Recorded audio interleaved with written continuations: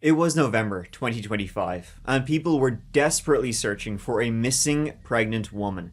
The last people to see her were her own family, and now they were all telling different stories and pointing the finger at each other. I don't know what she was thinking. I don't know what any of them were thinking. Each one having a secret about the missing woman. A secret disturbing enough to kill for. Right here behind my house, I'm sure. Oh, you're saying she's behind the house? No. Hey you, and welcome. My name is Mike. And in this whole video, things do not get much more twisted than this. You know, some people out there, maybe some of you, have family issues. This one takes the cake. If the cake was full of meth, jealous moms, a family all cheating on each other, it's just as nasty as all hell. And that's before we even get to the horrifying crime at the center of the story. So, look forward to that. Every time my phone goes off, I look at it. Every time a car goes by my house, I look out the window thinking it's gonna be her. We're not leaving! In northern Michigan lies Wexford County. And when a heavily pregnant young woman completely vanished after getting into a car, all alerts went out. A few weeks later, a discovery was made, followed by a second discovery of a very disturbing family. Now, you and I, let's dive into this one. Make sure you are wearing a full decontamination suit, though. Let's give it a go. This story takes us to the center north of the United States, a heavily rural and heavily wooded part of the country, largely taken over by the Manistee National Forest. A lot of places to disappear and make things disappear around these parts. And I said it in the intro a couple of seconds ago, my invisible watch tells me, and I'll say it again. In northern Michigan lies Wexford County. That's all you really need to know about it, because that's all there is to say about it. Oh, and it's named after Wexford, Ireland. Great, but what wasn't was what happened on November 3rd, 2025. That was when 22-year-old Rebecca Park was last seen. Rebecca K. Park, Becca, as she went by, was 38 weeks pregnant. A native Michigonian? Sure, why not? She was born in 2003 to Courtney Fox, these days Courtney Bartholomew, and when she was 1 year old, Becca, her sister Kimberly, and their brother were actually sent to live with a foster family, the Parks, hence the different surname, in Lake City. Stephanie Park, the foster mom, the woman who had actually raised Becca and her siblings, she would say she spent almost 18 years trying to hide Becca from her biological family, Courtney and her husband, Bradley Bartholomew. As you'll see, she had good-ass reason to. Though I think posting TikToks like this and her posting those fake Tommy Shelby quotes, that's already enough of a reason. They didn't have much contact growing up, and Stephanie Park would say she knew Becca's parents were real no-gooders. Becca would be better off living a life without these blood relatives. However, it seems that over the years, she did once again get to know her non-foster fam, and she had a relationship with her mom, Courtney, the talking ashtray. Becca would, when she was like 18 or 19, get into a relationship with a man named Richard Fowler, Richie. Now himself, quite a bit older than Becca, and when I say like quite a bit older, I mean like twice her age. In fact, older than Courtney, Becca's mom. Bit weird. You know what else is like a bit weird? It's the fact that all the players in this story, they all have these disturbing criminal records, especially sex crimes. It's not very chill if you ask me. Bradley Bartholomew, Becca's stepdad. Criminal record going back to the year 2000. Convictions include criminal sexual conduct involving a victim, 13 to 15, possession of child sexual abuse material, and he failed to register as a sex offender time and time again. Must have just kept slipping his mind, huh? He has other convictions to parole violations, receiving stolen goods. I mean, I guess it must get pretty boring up in northern Michigan, but that's, you know, the people we're dealing with in this story. Pretty disturbing crimes, sort of all around, and it will get so much worse. So look forward to that. Now, Richie Fowler, Becca's boyfriend, who's twice her age, actually her fiance, Richie and Becca, they lived together on a trailer on Richie's dad's rural-ass land. Now, Becca and Richie, around the time we're talking, November 2025, they were planning on getting married. They were trying to save up money for the wedding, but also so they could get their own place. Whoa, he's got a wolf as his profile photo. Jeez, it's pretty badass. Now, Richie, Becca's boyfriend, fiance, he was mad for the kids, and not in a good way. In 2003, and then in 2015, so 12 years we're talking, he was convicted twice, 2 times, of sexual conduct with an underage person. In 2005, sexual conduct involving an incapacitated victim. Roofie Richie, I'll call him, remind me. And then again in 2015, he was convicted of accosting a child for immoral purposes. That's the old "I got candy in my van" maneuver. And also sexual assault. So Becca's fiance and her stepdad, both rapist pedophiles? Now, it might shock you to know that Richie Fowler was also involved in drugs too.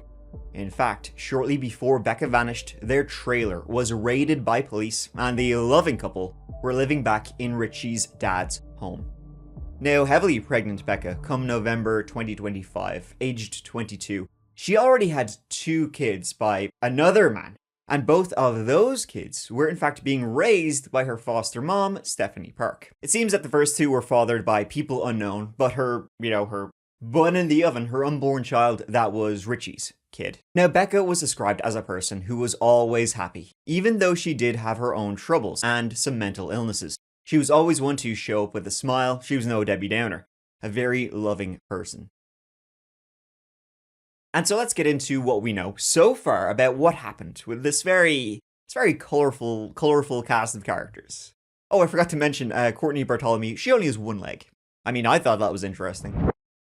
Today's story is about a family cover-up, a lot of which played out online, for everybody to see. And people found out some dark things about these people, as you just learned. That's not great. And that can be true for many things. Every time you use the internet, whether it's your phone or computer, your IP address is tracked. Your IP address links directly to your physical location, and it's surprisingly easy for people to find this out, to know where you are in real time. They could be knocking in your door within minutes.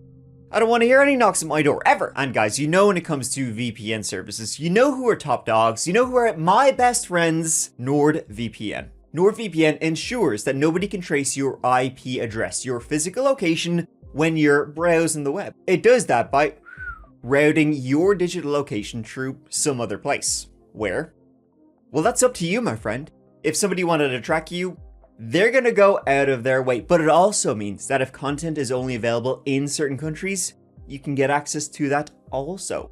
Yippee. Personally, folks, I've been using Nord for years, as you well know. It is the most reliable VPN service out there, it's the safest, and by the way, they are so much more than a VPN. They have a whole host of services and things to make your internet life the best it can possibly be, but most importantly, the safest it can possibly be. Nord also has amazing features you need to be safe online, like a password manager, a data scanner, a dark web monitor that gives you alerts if your credentials have been leaked, and Nord's threat protection that blocks nefarious websites and advertisements, it scans files, and it stops trackers in their tracks. I've said it before and I'll say it again, you know what Nord's goal is? To make the internet better than it is today, free from online threats, censorship, and surveillance, which, you know, scarily enough, on the internet, those things are only growing. People are watching everything you're doing these days. I'm not a fan of that, to be honest. So become safer with a click by downloading NordVPN today. And if you use my special link, that is nordvpn.com/thatchapter, you can get an exclusive deal. Get a NordVPN 2-year plan plus 4 months extra right here at nordvpn.com/thatchapter. It's risk-free with Nord's 30-day money-back guarantee. Once again, go to nordvpn.com/thatchapter to get a 2-year plan and you'll get 4 extra months, all with Nord's 30-day money-back guarantee. Thank you so much to Nord for sponsoring and supporting That Chapter. Now let's get back to it. On November 1st, 2025, the family had dinner together. Present was Becca, her younger sister by 1 year, Kimberly, Courtney, and Courtney's son Bentley, who was a son from another relationship. The following day, November 2nd, 2025, Becca believed she was going into labor. In fact, she had a friend bring her to the hospital in Cadillac, but it was a false alarm. Now her due date was November 18th. So, you know, getting pretty close, only about 2 weeks away, so you can imagine why she was thinking, uh-oh, let's rock. So she was sent home from Cadillac Hospital false alarm. But then the very following day, November 3rd, Becca, she had the same situation. She believed she was going into labor once again, and this time, ain't no false ring-a-ding. This was at her mom, Courtney's, home. Courtney would say that Rebecca had come over to her home, which wasn't far from where she lived, because she needed Tide Pods. Then she told her mom a friend was going to pick her up. Last Courtney said she saw was Becca getting into a dark colored sedan, and then they drove off. She did not see who was in the car. Now, the state Becca was in, it was presumed that maybe they were taking her to the hospital, but it was weird. As in, somebody was going to drive her to the hospital because she believed she was going into labor, with her fiance not going with her, her family not going with her, and nobody then has heard from Becca since. She completely vanished from there. The very next morning, Tuesday, November 4th, 2025, Becca Park was reported missing to the Wexford County Sheriff's Office, and the search was on. Are desperate for answers. Rebecca was seen Monday night getting into a dark-colored vehicle outside a home on South 21.5 Road in Boone Township. Every time my phone goes off, I look at it. Every time a car goes by my house, I look out the window thinking it's going to be her. Richard Failer says he's been a mess since Becca disappeared. He says she was last seen getting into the passenger seat of a dark-colored vehicle at her biological mother's house on South 21.5 Road in Boone Township. Becca told her, said, hold on, I got somebody pick me up.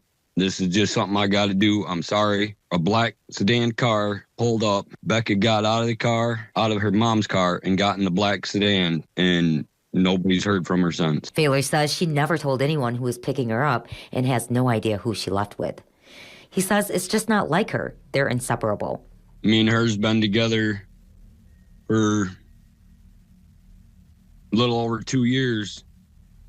And even when she's not around me, she's always in contact with me. Failer says he's worried for Becca and their unborn son. She had gone to the hospital. In fact, nobody had any sort of clue where she had gone. Later on that day, when she was reported missing, her cell phone was allegedly found on a dirt road not far from her mom's home. Now, it was her sister Kimberly who allegedly found that phone. She said that's where she found it, and she gave it to the police. Now, people began to question, why did she run? Did she leave willingly? It would be sort of out of character for a heavily pregnant woman to suddenly just up and vanish into thin air, leaving her phone behind her so nobody could track her. However, it was also alleged that she had recently received an inheritance, a family inheritance of about $2,000, which would be enough to, for her to run away, maybe go to Tennessee. That was one of the places people speculated she had gone to, if that was her intention. But most people believed that wasn't her intention. Deputies say they believe Park received about $2,000 cash from family inheritance the day she vanished. Money that can make it easier for her to avoid electronic tracking. Her friends, though, say she wasn't planning to leave. Friends who have known Rebecca for years are now searching on their own, focusing on back roads and wooded areas near where she was last seen Monday. Deputies say Rebecca is not in any legal trouble. They just need to confirm she and her baby are safe. Searchers went out. Canines, drones, volunteers, you name it, you got it. All went out into those northern Michigan woods and fields. And pretty soon, as more information about the relations of Becca came out, people began to point fingers. No one could find Becca. The last people to allegedly see and contact her were her mom, stepdad, and fiance, all of whom, no good. The story of her disappearance was all their story, which didn't make sense for this heavily pregnant woman yet again to suddenly say, oh, hey, I'm about to go into labor, but I don't want any of you guys to come with me. There's somebody out there, I'm not going to tell you who. Some out there, invisible car. This is fake story, McFakeStory.com. Interesting story that makes no sense told by interesting people. And by interesting, I mean shitty. They're not serious people. Their entire story smells like that. More details tonight as the search continues in Wexford County for 22-year-old Rebecca K. Park, who was just days away from giving birth. Deputies tell us she was last seen a week ago, getting into a dark-colored vehicle outside a relative's home in Boone Township. She hasn't been seen or heard from since. Up North Life's Tony Lundy spoke to two of her loved ones, has the latest. Just keep telling myself every minute that she's gonna be found. Her and the little man are gonna be safe, okay. having problems sleeping because for the last 2 years, every night, she's the one I was laying in bed next to. Fowler says he knew something was wrong right away. I tried to call her a few times because I didn't get no messages, call from her, nothing. And it's just not like her because we're together 99% of the time. When we're not, you can ask anybody, we're always on our phones messaging each other, letting us know, each other know what's going on. I know that Rebecca don't go nowhere by herself. I know that me and Rebecca and Paige have had a thing in mind for at least 6 years now, that if something was to go wrong, we have Rebecca's okay to call the cops and have them come look for her. Folk from all over who had come to these woods to help search soon began demanding answers. And when you have a young, heavily pregnant woman suddenly vanishing and her family seeming like all liars, that's gonna get people pretty frickin' riled up, alright. Then it came out that Richie Fowler, Becca's fiance, he had previously been in a relationship with Courtney, the missing woman's mom. So now things are looking pretty damn interesting when the missing woman's fiance was in a relationship with Pegleg, her mom, who also has a bad taste in men. I mean, Courtney has now been in a relationship with at least 2 convicted rapist pedophiles. Not sure what that says about her. So were they in cahoots, Courtney and Richie? Did they murder Becca together so they could, be together? I mean, Richie and Courtney were in a, closer age than Richie was with her daughter. And it's always the last person to see the victim. 99% of the time, it's 100% of the time. And they were the last people to see Becca before she vanished. And very soon, very publicly, the family began to, there you go, throw each other under the bus. They began to, in full public view, point fingers at each other. Kimberly is implicating me of hitting my daughter and hiding the body. We know that. She's implicating my husband of murder. We want to know who Rebecca is. Before my daughter went missing, Kimberly asked about the trails behind my house. The black car? It was Kimberly in the car. How do you know that? How do you know it was her in the car? It's a pregnant woman that needs to be found. It's a baby that needs a warm blanket. Well, give me a second. We've already talked to her. We've talked to her. She's fine. She put her on a bus and sent her to Tennessee. That is all I know. But she asked about the trail. That her sister Kimberly was involved in the disappearance, and now people are thinking murder. Courtney told me if I say absolutely anything, me and my daughter are both going down for it. Was that in a She shot text my or daughter a phone before, call? so what's going to stop her now? Show us the text, Kimberly. She said it to my face.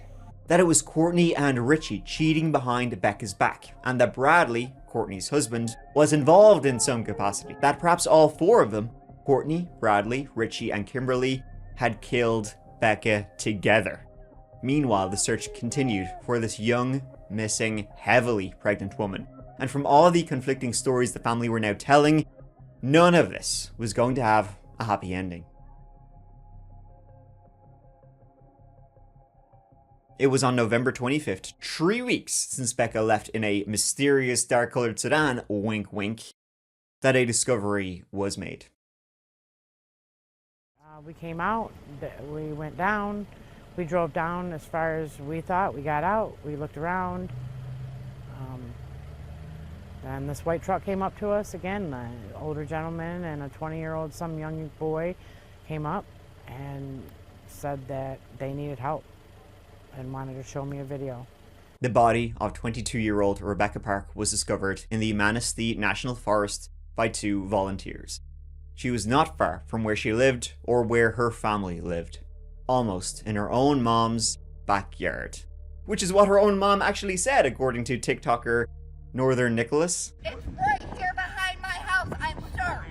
Oh, you're saying she's behind the house? No. It looked like Becca had been here almost the entire time since she disappeared.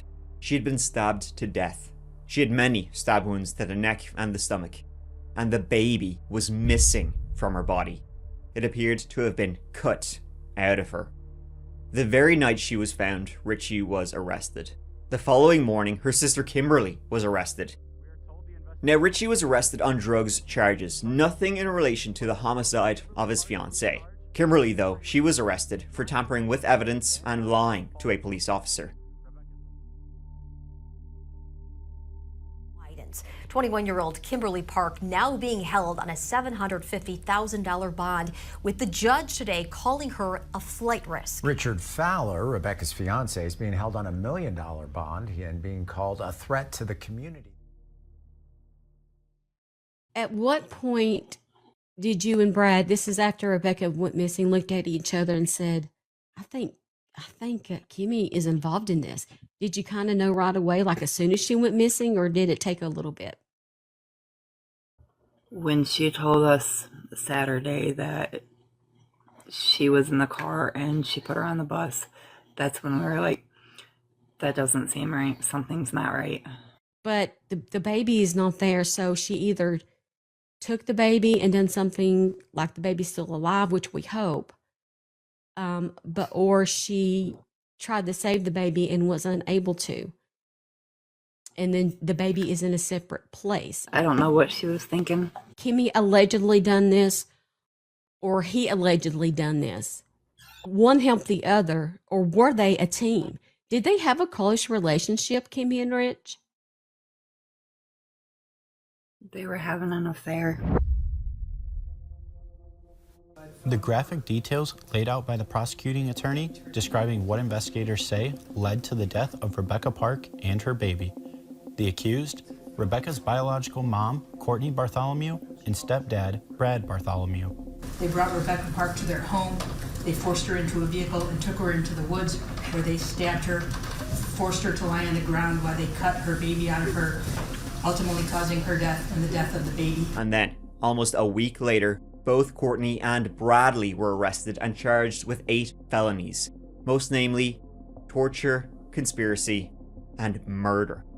It seems a little bit likely, now I'm just putting this out there, and this is mad, but maybe all of them were involved in the very suspicious murder of Becca Park. And the hell of it is, Rebecca Park's unborn child, who had been cut from her stomach, remains missing. How and why each of them were arrested is much like how they were before they were arrested.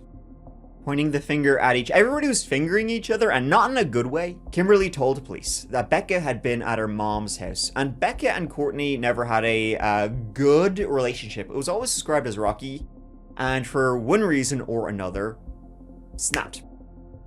They got into this huge physical altercation. Courtney and Bradley began hitting the heavily pregnant woman, so much so that Becca got a seizure, and they were, well, the words the police affidavit uses is unable to revive her. So, what are you gonna do? You call your buddy who comes along and says, oh, I'm gonna dump her in a swamp.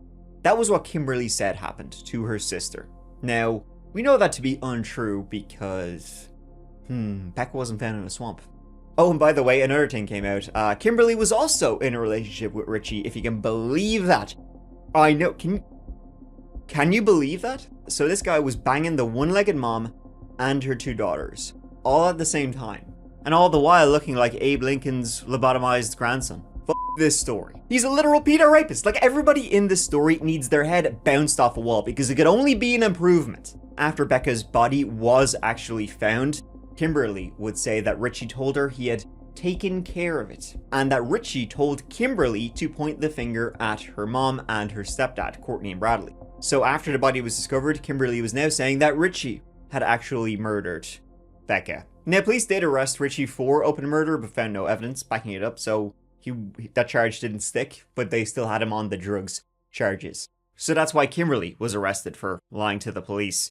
She was basically pointing the finger at whoever she was told to, and none of her stories checked out. Honestly, I'm starting to get a little worried that stupid is contagious. Richie was arrested on very serious drugs charges, combined with his past history, but not for any reason related to his fiance's murder.